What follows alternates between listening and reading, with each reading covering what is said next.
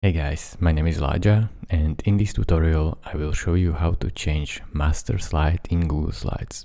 So in order to do this, you will go over to Slide, then click on Edit Theme. Now go up here and click on this master slide which says Theme, and as you can see it selected all of the slides, and here you can edit it. So let's say I want to change this text, so I will basically change the fill, let's say, to red.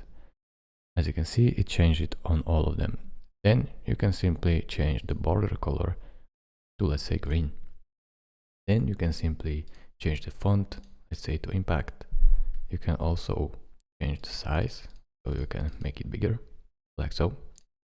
And then you can also change the text color. You can even make it bold, italic, or underline it. So feel free to play with this however you like. This is how you change the master slide. Thank you for watching. If this video was helpful to you, consider subscribing and liking this video, and I will see you in the next tutorial. Bye bye.